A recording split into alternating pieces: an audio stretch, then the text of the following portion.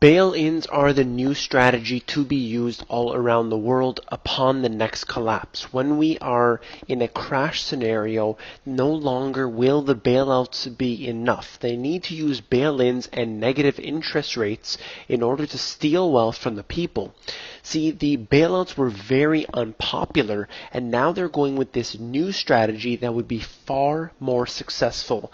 And this will undoubtedly bring much pain to the populations. Now, you may think, my country is safe, my country is okay, we're not like Cyprus. Well, just to give some very quick background, you had Cyprus, who basically was a country that suffered some turmoil, and then when the government decided to call a bank holiday, when they reopened, of course their money had been stolen from their accounts, and they were only able to take out small portions at a time while the economy began to stabilize once again. So this is a model going to be used all around the world. And right here I'm showing this article specifically because the EU makes their decisions. Of course, it's not their own government making their own decisions. If you're in Europe, you're not making your own decisions.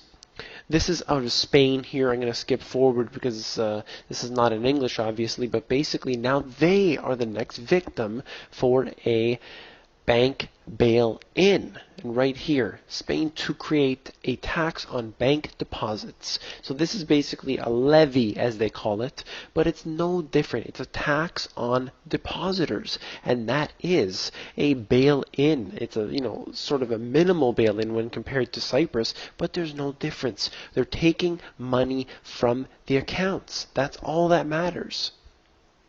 Moody's cuts outlook for Canadian bank debt to negative over the bail-in regime.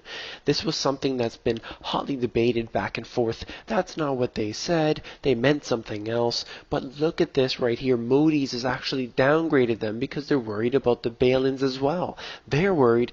I'm worried. And what concerns me is that people do not understand what a bail-in is. That is your money. Whether you think it's protected by insurance, it is not. They specifically are saying that they will use the assets of the bank, and your money is their asset. You do not own it. As soon as you put it in the bank, it is their money. You just have access to that. That's the only difference. But they can lock off that access at any moment.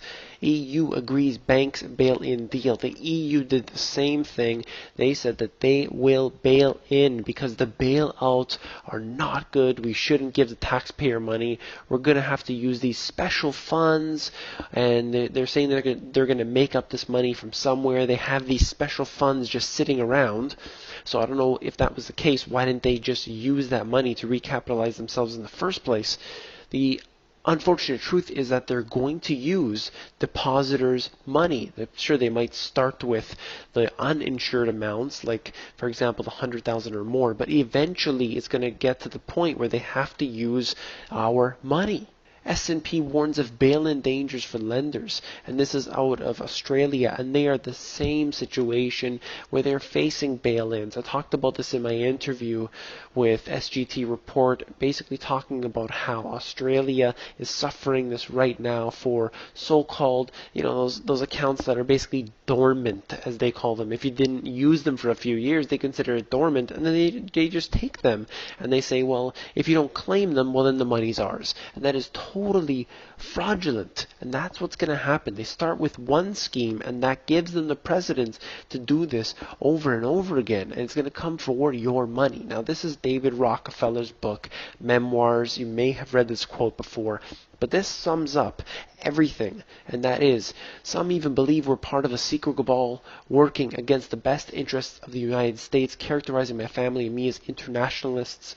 And this is, I have to stop right there and basically suggest that this is excessively accurate.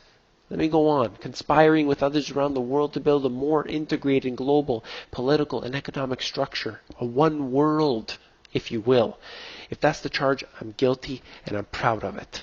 And there they are right there. The bankers come out and in our faces and they tell us that they are stealing from us. They tell us that they are using their force against us. And then the media and all the international organizations, they are working with the Rockefellers and with the other big bankers all around the world, and they are working against our best interests. They're admitting it. They're putting it publicly in our faces. The media will not show you this truth, but I certainly will. The whole message I want to get through to today is that you will be wary of your bank accounts. Be rest assured that they are not safe. I hope that you guys will join the others on the Insiders. That's basically an extension of the work I've done in my book, and I hope that you'll get on there. It's at themoneygps.com at the bottom. You fill in your email address, and you'll get occasional emails from me. Take care.